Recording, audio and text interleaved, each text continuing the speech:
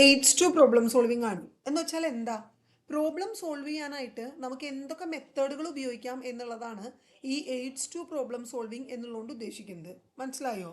Problem solve ചെയ്യാനായിട്ട് നമുക്ക് എന്തൊക്കെ മെത്തേഡുകൾ ഉപയോഗിക്കാം എന്നുള്ളതാണ് എയ്ഡ്സ് എന്നുള്ളതുകൊണ്ട് അതാണ് ഉദ്ദേശിക്കുന്നത്. എന്തൊക്കെ ടെക്നിക്കുകൾ നമുക്ക് ഉപയോഗിക്കാം എന്നുള്ളത്.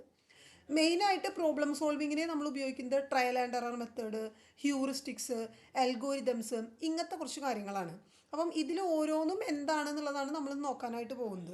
ഇപ്പോൾ ഈ 3 കാര്യങ്ങളാണെങ്കിലും, ഇപ്പോൾ ട്രയൽ ആൻഡ് എറർ ആണെങ്കിലും ഹ്യൂറിസ്റ്റിക്സ് ആണെങ്കിലും അൽഗോരിതംസ് ആണെങ്കിലും, ഇതൊക്കെ ഒരു പ്രോബ്ലം നമ്മൾ സോൾവ് ചെയ്യുന്ന സമയത്ത് അതിൻ്റെ ഒരു എഫിഷ്യൻസീനെ ബാലൻസ് ചെയ്യാൻ വേണ്ടിയിട്ട്, അല്ലെങ്കിൽ ആ പ്രോബ്ലം സോൾവിങ്ങിൻ്റെ ആക്യുറസീനെ ഇമ്പ്രൂവ് ചെയ്യാൻ വേണ്ടിയിട്ട് നമ്മളതിന് ഹെൽപ്പ് ചെയ്യുന്ന കാര്യങ്ങളാണ്, ഹെൽപ്പ് ചെയ്യുന്ന സ്ട്രാറ്റജീസാണ് ഈ ട്രയൽ ആൻഡ് എററും ഹ്യൂറിസ്റ്റിക്സും അൽഗോരിതംസ് എന്നൊക്കെ പറയുന്നത്. അപ്പോൾ നമുക്കിത് ഓരോന്നും എന്താണെന്നുള്ളത് നോക്കാം. What is trial and error? എന്താണ് ട്രയൽ ആൻഡ് എറർ എന്ന് പറഞ്ഞാൽ? ആ ഒരു വാക്കിൽ നിന്ന് നിങ്ങൾക്ക് എന്താ തോന്നുന്നത്? ട്രയൽ ആൻഡ് എറർ എന്ന് പറയുന്ന ഒരു വേർഡിൽ നിന്ന് നിങ്ങൾക്ക് എന്താണ് തോന്നുന്നത്? എന്തായിരിക്കും അത്?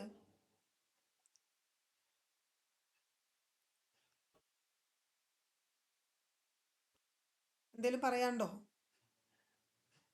ട്രയൽ, എറർ, എന്തേലും പറയാണ്ടോ?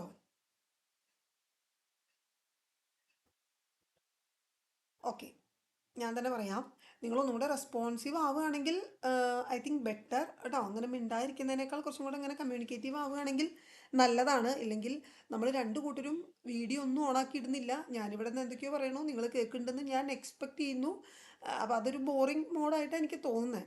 എന്തായാലും let see what is trial and error. Trial ചെയ്യുക എന്ന് പറഞ്ഞാൽ എന്താ? നമ്മളിങ്ങനെ ട്രൈ ചെയ്തുകൊണ്ടിരിക്കുക. എറർ എന്ന് പറഞ്ഞാൽ എന്താ? അതിന് തെറ്റ് സംഭവിക്കുക. അപ്പം നമ്മളൊരു പ്രോബ്ലം സോൾവ് ചെയ്യുന്ന സമയത്തേക്ക് നമ്മളൊന്ന് ട്രൈ ചെയ്യും, ചിലപ്പം എറർ സംഭവിക്കും, വീണ്ടും ട്രൈ ചെയ്യും, എറർ സംഭവിക്കും. ഇങ്ങനെയാണ് നമ്മൾ ഒരു പ്രോബ്ലത്തിന് കറക്റ്റായിട്ടുള്ള സൊല്യൂഷനിലേക്ക് നമ്മൾ എത്തുക എന്നുള്ളതാണ് ട്രയൽ ആൻഡ് എററിൽ പറയുന്നത്. നിങ്ങൾ പ്രാക്ടിക്കൽസ് ഒക്കെ ചെയ്യുന്നില്ലേ? അപ്പോൾ അതിൽ ട്രയൽ ആൻഡ് എറർ മെത്തേഡ് എന്ന് പറഞ്ഞിട്ട് ഒരു എക്സ്പെരിമെൻറ്റ് നിങ്ങൾക്ക് ചെയ്യാനായിട്ടുണ്ട്. അപ്പോൾ അത് ചെയ്യുമ്പോൾ നിങ്ങൾക്ക് കുറച്ചും കൂടെ എന്ന് വെച്ചാൽ ഒരു പെട്ടി ഉണ്ടായിരിക്കും, അതിൻ്റെ മുകളിൽ കുറേ ഇങ്ങനെ എന്താ പറയുക, ഈ ആണികൾ തറച്ച പോലത്തെ കുറച്ച് ഷേപ്പുകൾ ഉണ്ടായിരിക്കും. നമ്മുടെ കയ്യിലൊരു ഒരു നീഡിൽ പോലത്തെ സാധനം തരും, ഇലക്ട്രിക് ഡിവൈസാണ്. നമ്മളത് ഒരു സൈഡിൽ നിന്ന് അടുത്ത സൈഡിലേക്ക് നമ്മൾ എത്തിക്കണം. അപ്പം നമുക്കിത് കാണുമ്പോൾ എങ്ങനെയാ വെച്ചാൽ പ്രത്യേകിച്ച് പാത്തോ കാര്യങ്ങളോ ഒന്നും ഉണ്ടാവില്ല. നമ്മളിപ്പോൾ ഈ സിസ്റ്റത്തിൻ്റെ കീബോർഡ് പോലെ ഒരു പെട്ടി നിറച്ച് ഇങ്ങനെ ബട്ടൺസും കാര്യങ്ങളും ആയിരിക്കും. പക്ഷെ അതിൽ ചില ബട്ടൺസ് തെറ്റാണ്. എന്ന് വെച്ചാൽ ഇപ്പോൾ നമ്മൾ പണ്ട് മുയലിന് വഴി കാട്ടൂ അല്ലെങ്കിൽ കുറുക്കിന് വഴി കാട്ടൂ എന്നൊക്കെ പറയുന്ന സാധനങ്ങൾ പണ്ടത്തെ കളിക്കുടുക്ക അങ്ങനത്തെ ഐറ്റംസിലൊക്കെ നമ്മൾ കണ്ടിട്ടുണ്ട്. അതേപോലത്തെ ഒരു പരിപാടിയായിരിക്കും. അപ്പോൾ ഇത് പക്ഷെ നമുക്ക് വഴിയില്ല, വഴിയൊന്നും കാണാനായിട്ട് സാധിക്കില്ല, എല്ലാ ബട്ടൺസും ഒരുപോലെയാണ്. അപ്പോൾ നമ്മൾ ഈ നീഡിൽ ഒന്നും ഒന്ന് കുത്തി ഒന്നും ഒന്ന് കുത്തി ഒന്നും ഒന്ന് കുത്തി പോകുമ്പോൾ എവിടെയാണോ തെറ്റായിട്ടുള്ള വഴിയിൽ നമ്മൾ കുത്തിയേ അപ്പോൾ ഒരു ബീപ്പ് സൗണ്ട് വരും. അപ്പോൾ നമ്മുടെ എറർ അവിടെ എന്ത് ചെയ്യും? ഡിജിറ്റൽ എക്യുപ്മെൻ്റ് ആണെന്നുണ്ടെങ്കിൽ നമ്മളുടെ എറർ അവിടെ കാണിക്കും. അപ്പം ഇത് 3-4 ട്രയൽ നമ്മൾ ഈ സാധനം ചെയ്യണം. അപ്പോൾ ഈ എക്സ്പെരിമെൻറ്റിൽ നമ്മൾ മനസ്സിലാക്കുന്നത് എന്താണെന്ന് വെച്ചാൽ ഒരു 4ാമത്തെ ട്രയലൊക്കെ എത്തുമ്പോഴത്തേനും നമ്മൾ പഠിക്കും, ഈ സാധനത്തേക്ക് പോയാൽ അവിടെ ബീപ്പ് വരും, അത് തെറ്റാണ്, അപ്പോൾ ഞാൻ ഇങ്ങോട്ടേക്കാണ് പോകേണ്ടത് എന്നുള്ളത് നമ്മൾ പഠിച്ച് ഒരു 4 ട്രയലൊക്കെ ആകുമ്പോഴത്തേനും നമ്മൾ ആ എറർ കുറയ്ക്കും എന്നുള്ളതാണ് എക്സ്പെരിമെൻ്റ് കൊണ്ട് ഉദ്ദേശിക്കുന്നത്. ഇതുതന്നെയാണ് ട്രയൽ ആൻഡ് എററിൽ നമ്മൾ പറയുന്നത്. ഇപ്പം ഒരു റാറ്റിനെ ഒരു എന്താ പറയുക ഒരു കൂടിൻ്റെ ഉള്ളിലിട്ടിട്ട് റാറ്റിന് എന്ത് ചെയ്തു? ഫുഡ് കൊടുത്തില്ല. ഫുഡ് കൊടുക്കാതെ ഫുഡ് ഇങ്ങനെ ആ ഒരു എന്താ പറയുക ഈ ഒരു കൂടിൻ്റെ പുറത്തായിട്ട്, എന്നാൽ റാറ്റിന് എന്ത് ആ ഒരു ചെറിയൊരു ഡോറുണ്ടായിരിക്കും, അത് ഓപ്പൺ ആയി കഴിഞ്ഞാൽ റാറ്റിന് ആ ഫുഡിൻ്റെ പെല്ലറ്റ് കിട്ടും. ആ ഒരു രീതിയിൽ റാറ്റിനെ ആ ഒരു കൂടിൻ്റെ ഉള്ളിൽ അടച്ചിട്ടു. എന്നിട്ട് അപ്പോൾ നന്നായിട്ട് വിശക്കുന്ന സമയത്ത് റാറ്റ് ഈ ഒരു ഫുഡ് പെല്ലറ്റ് കിട്ടാൻ വേണ്ടി ഒരുപാട് ട്രൈ ചെയ്തു. ട്രൈ ചെയ്യുന്ന സമയത്ത് അറിയാതെ ഈ റാറ്റിൻ്റെ കയ്യെ ബോഡി ഒരു ലിവറിൻ്റെ മുകളിൽ പ്രസ്സായപ്പോൾ മുന്നിലുള്ള ഡോറ് തുറക്കുകയും അതിലൂടെ ഫുഡിൻ്റെ പെല്ലറ്റ് വരികയും ചെയ്തു. അപ്പം നെക്സ്റ്റ് ടൈം ഇതുപോലെ റാറ്റ് വിശന്ന സമയത്തേക്ക് റാറ്റിന് അറിയാം എവിടെയോ ഒന്ന് അമർന്ന് കഴിഞ്ഞിട്ടുണ്ടെന്നുണ്ടെങ്കിൽ എനിക്ക് ഫുഡ് കിട്ടും എന്നറിയാം. സോ അതിങ്ങനെ ട്രൈ ചെയ്തുകൊണ്ടിരുന്നു, അവിടെ എവിടെയും പിടിച്ച് അമർത്തിയിട്ടും മുട്ടിയിട്ടൊക്കെ ആയിട്ട് ട്രൈ ചെയ്തുകൊണ്ടിരുന്നു. ആൻഡ് ആഫ്റ്റർ സെവറൽ ട്രയൽസ് അത് മനസ്സിലാക്കി എന്ത് ഇതാണ് ഈ ലിവർ പ്രസ് ചെയ്ത് കഴിഞ്ഞാലാണ് എനിക്ക് ഫുഡിൻ്റെ പെല്ലറ്റ് കിട്ടുക എന്നുള്ളത് റാറ്റ് മനസ്സിലാക്കി. ഇതാണ് ട്രയൽ ആൻഡ് എറർ ലേണിംഗ് എന്ന് പറയുന്നത്. അപ്പോൾ ആ പ്രോബ്ലത്തിന് റാറ്റ് അവിടെ സോൾവ് ചെയ്തത് ഫുഡ് വേണം എന്നുള്ള അല്ലെങ്കിൽ ഫുഡ് കിട്ടുന്നില്ല എന്നുള്ള ആ ഒരു പ്രോബ്ലത്തിന്, അല്ലെങ്കിൽ ഏത് ലിവറാണ് എന്ന് പ്രസ് ചെയ്യേണ്ടതെന്ന് അറിയില്ല എന്ന പ്രോബ്ലത്തിന് റാറ്റ് അവിടെ സോൾവ് ചെയ്തത് ട്രയൽ ആൻഡ് എറർ മെത്തേഡ് ഉപയോഗിച്ചിട്ടാണ്. ഓക്കെ, മനസ്സിലായോ? Is it clear? Hope it Yes, was ma'am. Clear ആയി ma'am. ഓക്കെ. അടുത്തത് വരുന്നത് അൽഗോരിതംസ് ആണ്. അൽഗോരിതം എന്ന് പറഞ്ഞിട്ടുണ്ടെന്ന് വെച്ചെങ്കിൽ നമ്മളൊരു സൊല്യൂഷനിലേക്ക് എത്താൻ വേണ്ടിയിട്ട് നമ്മൾ എടുക്കുന്ന സ്റ്റെപ്പ് ബൈ സ്റ്റെപ്പ് ആയിട്ടുള്ള കുറച്ച് പ്രൊസീജിയേഴ്സിനെയാണ് അൽഗോരിതംസ് എന്ന് പറയുന്നത്. എന്ന് വെച്ചാൽ ഇപ്പം അത് വളരെ ആക്യുറേറ്റ് Yes, ആയിരിക്കും. miss. ഓക്കെ, അത് വളരെ ആക്യുറേറ്റ് ആയിരിക്കും. അതുപോലെ തന്നെ അതെന്തായിരിക്കും, പ്രിസൈസ്, ഐ മീൻ കറക്റ്റ് അത് തന്നെയാണ് അതിൻ്റെ വഴി. ഇപ്പം നമ്മളൊരു മാത്തമെറ്റിക്കൽ പ്രോബ്ലം ചെയ്യുകയാണെന്ന് വിചാരിക്കാം. മാത്തമെറ്റിക്കൽ പ്രോബ്ലം ചെയ്യുന്ന സമയത്തേക്ക് നമ്മൾ കുറേ സ്റ്റെപ്പ് കടന്നിട്ടാണ് at last the we reach the solution അല്ലേ. അപ്പം ആ സ്റ്റെപ്സ് ഉണ്ടല്ലോ, ആ സ്റ്റെപ്സിനെയാണ് നമ്മൾ എന്തെന്ന് പറയുക, അൽഗോരിതംസ് എന്ന് പറയുക. ആ സ്റ്റെപ്പുകൾ തെറ്റാതെ ചെയ്യുകയാണെന്നുണ്ടെങ്കിൽ അതിൻ്റെ കറക്റ്റ് സൊല്യൂഷനിലേക്ക് നമ്മൾ എത്തും, ഉറപ്പാണ്. സോ അതൊരു ഗ്യാരണ്ടീഡ് ആയിട്ടുള്ള സൊല്യൂഷൻ ഗ്യാരണ്ടി ചെയ്യുന്ന സ്റ്റെപ്പ് ബൈ സ്റ്റെപ്പ് പ്രൊസീജിയേഴ്സിനെയാണ് നമ്മൾ എന്തെന്ന് പറയുക, അൽഗോരിതംസ് എന്ന് പറയുന്നത്. ഓക്കെ. ഈ അൽഗോരിതംസ് എന്ന് പറഞ്ഞാൽ ഇപ്പം ഓൾറെഡി കൃത്യമായിട്ട് ഡിഫൈൻ ചെയ്തിട്ടുള്ള ഒരു പ്രോബ്ലം ആണ് എന്നുണ്ടെച്ചെങ്കിൽ ഈ അൽഗോരിതംസ് നന്നായിട്ട് നമുക്ക് അതിൻ്റെ മുകളിൽ വർക്ക് ചെയ്യാൻ പറ്റും എന്നാണ് പറയുന്നത്. ഈ അൽഗോരിതംസിൻ്റെ വേറൊരു ബെനിഫിറ്റ് എന്താണെന്ന് വെച്ചാൽ നമ്മളുടെ ഒരു എഫേർട്ടിനെ അത് കുറയ്ക്കും അല്ലേ. ഇപ്പം നമ്മൾ ഒരു മാത്സിൽ പ്രോബ്ലം ചെയ്യുകയാണെന്നുണ്ടെച്ചെങ്കിൽ, ഇപ്പോൾ നിങ്ങൾ സ്റ്റാറ്റി പഠിക്കുന്ന കുട്ടികളാണ്, ഒരു ക്വസ്റ്റ്യൻ നിങ്ങളുടെ മുന്നിലേക്ക് വരുന്ന സമയത്തേക്ക് ഒരു സെക്കൻഡ് കേട്ടോ. അപ്പം നമ്മൾ എന്താ പറഞ്ഞത്, അതിനെയാണ് നമ്മൾ എന്തെന്ന് പറയുക, അൽഗോരിതംസ് എന്ന് പറയാം. ഇപ്പം നിങ്ങൾ സ്റ്റാറ്റിയിൽ ഒരു പ്രോബ്ലം ചെയ്യുന്ന സമയത്തേക്ക് അതിൻ്റെ കറക്റ്റ് സ്റ്റെപ്പ് നിങ്ങളുടെ കയ്യിലില്ല എന്നുണ്ടെങ്കിൽ നിങ്ങൾ ഒരുപാട് എഫേർട്ട് അതിൻ്റെ മുകളിൽ ഇടേണ്ടി വരും. അങ്ങനെയാണോ ഇങ്ങനെയാണോ ഒരുപാട് തിങ്ക് ചെയ്യേണ്ടി വരും, ഒരുപാട് വർക്കൗട്ട് ചെയ്യേണ്ടി വരും. പക്ഷെ അതിന് കൃത്യമായിട്ടൊരു സ്റ്റെപ്പ് നിങ്ങളതിനെ മിസ് പഠിപ്പിച്ചിട്ടുണ്ടെങ്കിൽ എന്താണ്, നിങ്ങളുടെ എഫേർട്ട് അവിടെ കുറഞ്ഞു അല്ലേ. ആ സ്റ്റെപ്സ് ഫോളോ ചെയ്തിട്ട് നിങ്ങൾക്കൊരു സൊല്യൂഷനിലേക്ക് എത്താനായിട്ട് സാധിക്കും. അങ്ങനത്തെ സ്റ്റെപ്പുകളെയാണ് നമ്മൾ എന്തെന്ന് പറയുക, അൽഗോരിതംസ് എന്ന് പറയുന്നത്. ഈ അൽഗോരിതംസും ഹ്യൂറിസ്റ്റിക്സും ഒക്കെ കുറച്ച് ഇമ്പോർട്ടൻ്റ് ആയിട്ടുള്ള കാര്യങ്ങളാണ് കേട്ടോ. അത് നന്നായിട്ട് നോക്കി വെക്കണേ. അടുത്തത് ഹ്യൂറിസ്റ്റിക്സ് ആണ്. ഹ്യൂറിസ്റ്റിക്സ് എന്ന് പറഞ്ഞിട്ടുണ്ടെങ്കിൽ ഒരു പ്രോബ്ലം ചെയ്യാനായിട്ട് നമുക്കുള്ള കുറച്ച് മെൻ്റൽ ഷോർട്ട് കട്ടുകൾ തന്നെയാണ് ഹ്യൂറിസ്റ്റിക്സ് എന്ന് പറയുക. മെൻ്റൽ ഷോർട്ട് കട്ട് എന്നുള്ളൊരു ഭാഗം മാറ്റി നിർത്തിയാൽ ഞാൻ ഹ്യൂറിസ്റ്റിക്സ് എന്താണെന്നുള്ളതൊരു എക്സാമ്പിൾ വെച്ച് പറഞ്ഞുതരാം. നമ്മൾ ഓൾറെഡി പറഞ്ഞിട്ടുള്ള എക്സാമ്പിൾ തന്നെയാണ്. ഇപ്പം നമുക്ക് ഇങ്ങനെ പറയാണ്, എന്ത്, 2+3 എത്രയാണ്, 2+3 അപ്പോൾ നമ്മൾ 2+3 എന്ന് പറഞ്ഞാൽ 5 അങ്ങനെയൊക്കെ ഇട്ട് ചെയ്യാം, എങ്ങനെ വേണേലും ചെയ്യാം. അപ്പം എന്താണെന്ന് വെച്ചാൽ നമ്മുടെ ആൻസറുകൾ വാരി ചെയ്യാനുള്ള ചാൻസ് ഉണ്ട്.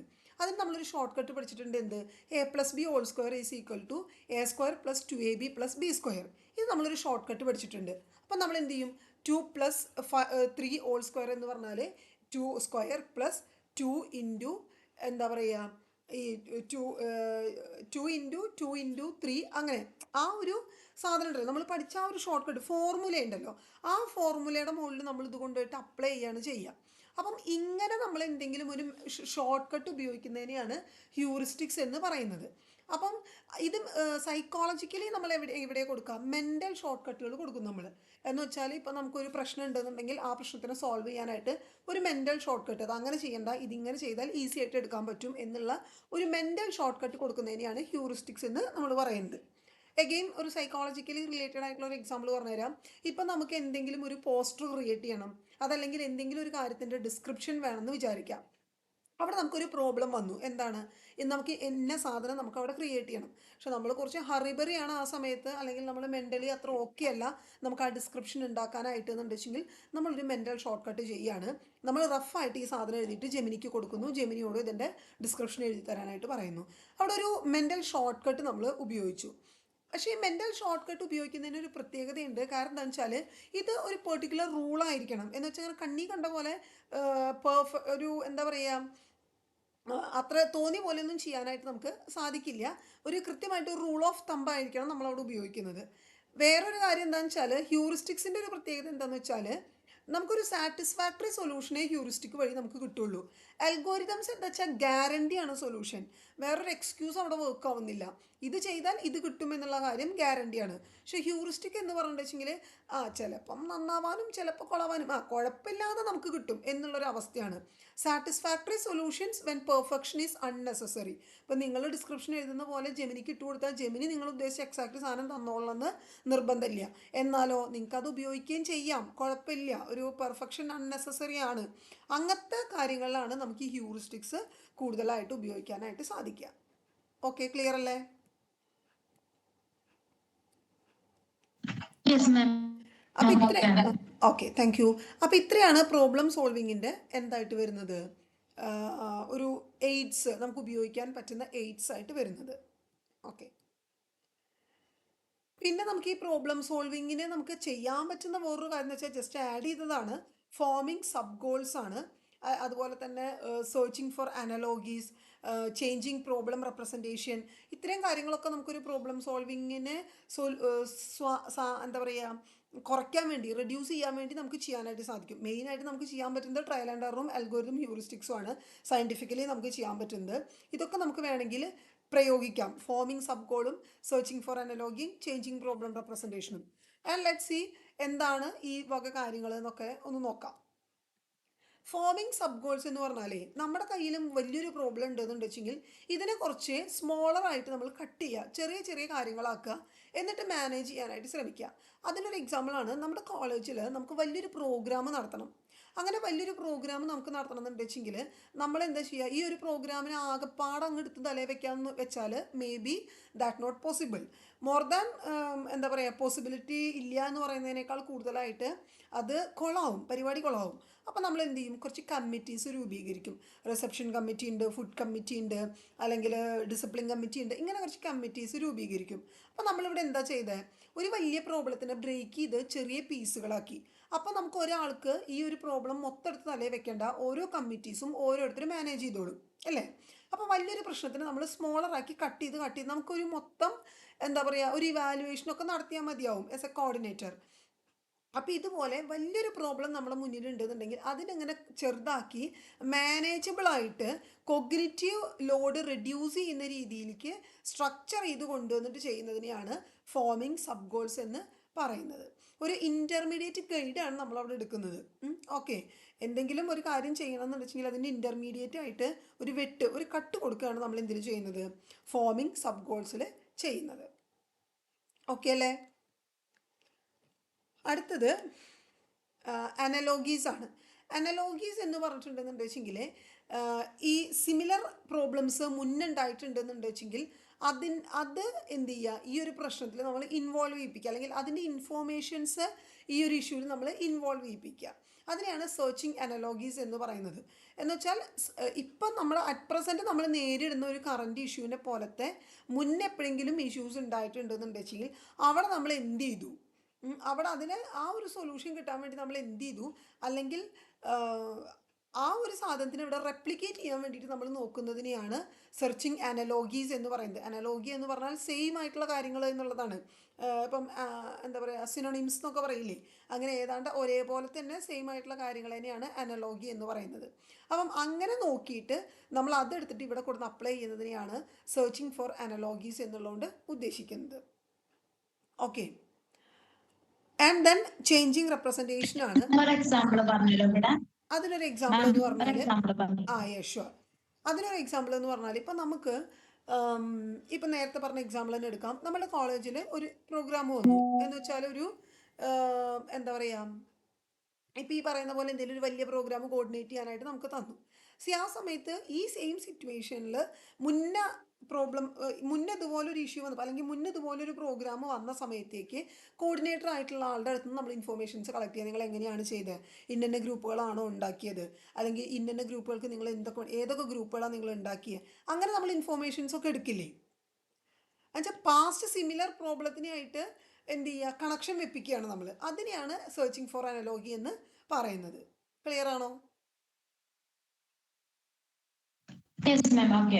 ഓക്കെ. അടുത്തത് ചേഞ്ചിങ് റെപ്രസെൻറ്റേഷൻ ആണ്. ചേഞ്ചിങ് റെപ്രസെൻറ്റേഷൻ എന്ന് പറയുന്നത് പ്രോബ്ലത്തിന് തന്നെ നമ്മളൊന്ന് റീഫ്രെയിം ചെയ്യാനായിട്ട് നോക്കാം. മനസ്സിലായോ? ആ ഒരു പ്രോബ്ലത്തിൻ്റെ മുകളിൽ നമ്മൾ എടുക്കുന്ന ഒരു പെർസ്പെക്റ്റീവിനെ എന്ത് ചെയ്യുക, ഒന്നൊന്ന് ട്വിസ്റ്റ് ചെയ്ത് കൊടുക്കുക. അത് പല രീതിയിൽ ചെയ്യാം. ഇപ്പോൾ ഫോർ എക്സാമ്പിൾ, ഇപ്പോൾ നിങ്ങൾക്ക് ഒന്നുമില്ല, ഒരു എന്താ പറയുക, ഇപ്പം നിങ്ങളൊരു ഇൻസ്റ്റിറ്റ്യൂഷൻ ഉണ്ട്, അവിടെ നിങ്ങൾക്ക് എന്തെങ്കിലും ഒരുപാട് എന്തെങ്കിലും ഒരു ലൈക്ക് ഒരു അതോറിറ്റി സൈഡിൽ നിന്ന് നിങ്ങൾക്കൊരു അപ്രൂവൽ കിട്ടണമെന്നുണ്ട് വെച്ചെങ്കിൽ കുറേ കാര്യങ്ങൾ നിങ്ങൾ ആ ഒരു ഇൻസ്റ്റിറ്റ്യൂഷൻ്റെ മുകളിൽ ചെയ്യാനായിട്ടുണ്ടായിരിക്കും.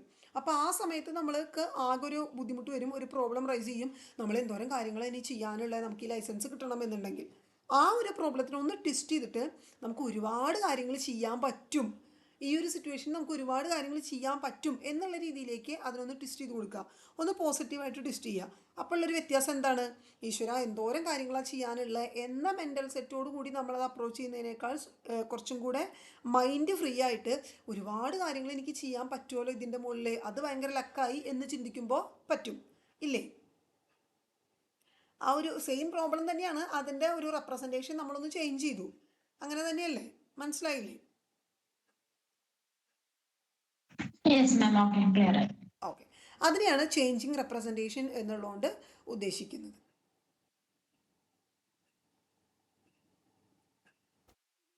ഇത് മൂന്നും തമ്മിൽ ജസ്റ്റ് ഒന്ന് കമ്പാരിസൺ ഞാൻ പറയുകയാണ്. ഫോമിങ് സബ് ഗോൾസ് എന്ന് പറയുമ്പോൾ ഒരു എന്താ പറയുക, ഡീകമ്പോസ് ചെയ്യാണ്. വലിയൊരു സാധനത്തിന് നമ്മൾ ഡീകമ്പോസ് ചെയ്യുന്നതാണ് അവിടുത്തെ കോർ മെക്കാനിസം എന്ന് പറയുന്നത്. അതിൻ്റെ ഒരു ഗുണം എന്താണെന്ന് വെച്ചാൽ നമ്മുടെ ഓവർലോഡ് ഒന്ന് കുറയ്ക്കാനായിട്ട് സാധിക്കും. നമ്മുടെ കോഗ്നിറ്റീവ് ഡിമാൻഡ് ഒരു മീഡിയം ലെവൽ കോഗ്നിറ്റീവ് ഡിമാൻഡാണ് അവിടെ ആവശ്യം വരുന്നത്. സെർച്ചിങ് അനലോഗി എന്ന് പറഞ്ഞാൽ പ്രയർ പ്രോബ്ലത്തിനെ മാപ്പ് ചെയ്യുകയാണ് നമ്മൾ ചെയ്യുന്നത് വെച്ചാൽ അതേപോലെ ഇവിടേക്ക് കോപ്പി ചെയ്യാൻ നോക്കുകയാണ് ചെയ്യുന്നത്. ഇവിടെ എന്താണെന്ന് വെച്ചാൽ അതിൻ്റെ ഒരു ഗുണം എന്താണെന്ന്, സ്ട്രെങ്തൻ എന്താണെന്ന് വെച്ചാൽ ഇൻഫോർമേഷൻസ് അങ്ങോട്ടും ഇങ്ങോട്ടും ട്രാൻസ്ഫർ ചെയ്യാനായിട്ട് നമുക്ക് സാധിക്കും. അപ്പോൾ നമുക്കൊരു പെട്ടെന്ന് ബ്ലറായി നിൽക്കുന്ന ഒരു സാഹചര്യത്തിൽ, സ്റ്റക്കായി നിൽക്കുന്ന ഒരു സാഹചര്യത്തിൽ ഓക്കെ നമ്മൾ അത് ചെയ്തിട്ടുണ്ട്, നമ്മൾ ഓൾറെഡി പഴയ ഒരു സിറ്റുവേഷനിൽ ഇങ്ങനെ ചെയ്തിട്ടുണ്ട്, അതെടുത്ത് ഇവിടെ ചെയ്യാം എന്നുള്ളൊരു ഇൻഫോർമേഷൻ നമുക്കിവിടെ ട്രാൻസ്ഫർ ആയിട്ട് കിട്ടും. ഇതിൻ്റെ ഒരു കോഗ്നിറ്റീവ് ഡിമാൻഡ് എന്ന് പറയുന്നത് ലോ ടു മീഡിയം ആണ്. ലോ എന്ന് പറഞ്ഞാൽ ചിലപ്പം എക്സാക്റ്റ് കോപ്പിയാണ് നമ്മൾ ഇവിടേക്ക് പകർത്തുന്നതെന്നുണ്ടെങ്കിൽ അത്ര കോഗ്നിറ്റീവ് ഡിമാൻഡ് ഇല്ല അവിടെ, അതുകൊണ്ടാണ് ലോ വന്നത് കേട്ടോ. അടുത്ത ചേഞ്ചിങ് റെപ്രസെൻറ്റേഷൻ ആണ്. ഈ ചേഞ്ചിങ് റെപ്രസെൻറ്റേഷനിലെ ബെനിഫിറ്റ് എന്താണെന്ന് വെച്ചാൽ, കോർ മെക്കാനിസം എന്താ വെച്ചാൽ നമ്മളുടെ പ്രോബ്ലത്തിനെ അല്ലെങ്കിൽ പ്രോബ്ലത്തിന് നമ്മൾ കാണുന്ന ഒരു പെർസ്പെക്റ്റീവിനെ എന്ത് ചെയ്യുകയാണ് ചെയ്യുന്നത്, അങ്ങോട്ട് ട്വിസ്റ്റ് ചെയ്യുകയാണ് ചെയ്യുന്നത്. അതിൻ്റെ ഒരു സ്ട്രെങ്ത് എന്താണെന്ന് വെച്ചാൽ ഈ ഇംപാസസ് ബ്രേക്ക് ചെയ്യാനായിട്ട് നമുക്ക് സാധിക്കും. അതിൻ്റെ ഒരു കോഗ്നിറ്റീവ് ഡിമാൻഡ് എന്ന് പറയുന്നത് വളരെ ഹൈ ആണ്, കാരണം എക്സിസ്റ്റിംഗ് ആയിട്ടുള്ളൊരു സിറ്റുവേഷൻ നമ്മൾ ട്വിസ്റ്റ് ചെയ്ത് കൊടുക്കുകയാണ്, അവിടെ നമ്മൾ കുറച്ച് കോഗ്നിറ്റീവ് വർക്ക് ചെയ്യാനായിട്ട് ഉണ്ടായിരിക്കും. ഓക്കെ, കോഗ്നിറ്റീവ് ഡിമാൻഡ് എന്താണെന്ന് പറഞ്ഞല്ലോ. കോഗ്നിറ്റീവ് ഡിമാൻഡ് എന്ന് പറയുന്നത് എത്രത്തോളം കോഗ്നിറ്റീവ് വർക്ക് നമ്മൾ അതിൻ്റെ മുകളിൽ ഇടണം എന്നുള്ളത്, വെച്ചാൽ നമ്മളുടെ മെൻ്റൽ പ്രഷർ എത്രത്തോളം അവിടെ കൊടുക്കണം എന്നുള്ളത്, അതിനെയാണ് കോഗ്നിറ്റീവ് ഡിമാൻഡ് എന്ന് പറയുന്നത്. മനസ്സിലായില്ലേ? Okay ma'am. ഓക്കെ, നമ്മുടെ പ്രോബ്ലം സോൾവിങ് കഴിഞ്ഞു കേട്ടോ. ഇനി അടുത്തത് നമുക്ക് ഡിസിഷൻ മേക്കിംഗ് ആണ്. അപ്പോൾ ഇതുവരെ ക്ലിയർ ആയെന്ന് ഞാൻ വിചാരിക്കുന്നു. ഡിസിഷൻ മേക്കിങ്ങിലേക്ക് പോവുകയാണ്. എന്തായാലും നമുക്ക് എടുത്തു പോവാം, റിവിഷൻ എന്തായാലും നമുക്കൊന്നും കൂടെ വരും കേട്ടോ. ഡിസിഷൻ മേക്കിങ്ങിലേക്ക് കിടക്കല്ലേ? Yes, miss.